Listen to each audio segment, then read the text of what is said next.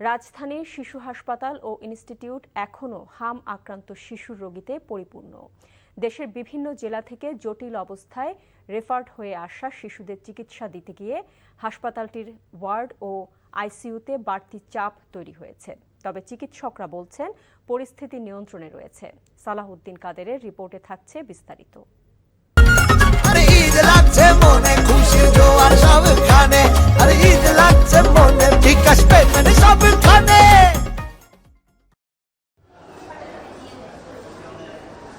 গত এক সপ্তাহ ধরে হাসপাতালের বারান্দায় দিন কাটছে শারীরিক প্রতিবন্ধী আসলাম দারিয়ার। তার শিশু সন্তান তাজিম হামজনিত জটিলতায় ভর্তি রয়েছে আইসিইউতে।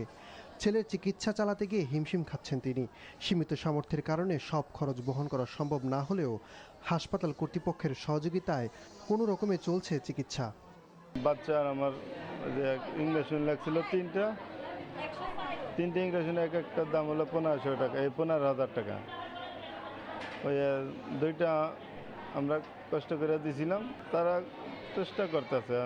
উপরে আল্লাহ মালিক যদি হইয়া যায় বাঁচায়। দেশের বিভিন্ন প্রান্ত থেকে জটিল অবস্থায় আক্রান্ত শিশুদের নিয়ে প্রতিদিনই আসছে স্বজনরা।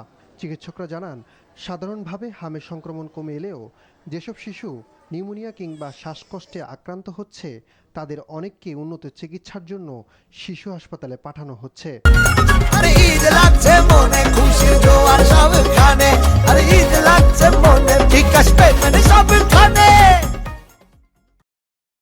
সার্বিকভাবে সারা দেশে মিজলসের প্রকোপ প্রাদুর্ভাব যেটাই বলেন সেটা আগের থেকে অনেক কমে আসছে। তাই আমরা একটা টার্সিয়ারি লেভেলের হসপিটাল, আমাদের কাছে সারা বাংলাদেশ থেকে পেশেন্ট আসে, অল ওভার দ্য কান্ট্রি। তো অনেক সময় দেখা গেছে পেরিফেরিতে একটু এবং আমরা কমপ্লিকেটেড কেসগুলি পাই। আমাদের সারা বাংলাদেশ থেকেই পেশেন্ট আসে। তাহলে আমাদের এখানে পেশেন্টের সংখ্যা দিয়ে আপনি প্রাদুর্ভাব কমটা বুঝতে পারবেন না, কারণ আমাদের এখানে যত বেড আছে সবগুলি ফিল আপ থাকে এবং আমরা কোনো রোগীকে এই মুহূর্তে ফেরত দিচ্ছি না। এদিকে এখন পর্যন্ত 1,84,00,000 শিশুকে হামের টিকা প্রদান করা হয়েছে বলে জানিয়েছেন স্বাস্থ্যমন্ত্রী। মাইকিং করেও টিকা দেওয়া হচ্ছে বলে জানান তিনি। সালাউদ্দিন কাদের, এনটিভি নিউজ, ঢাকা।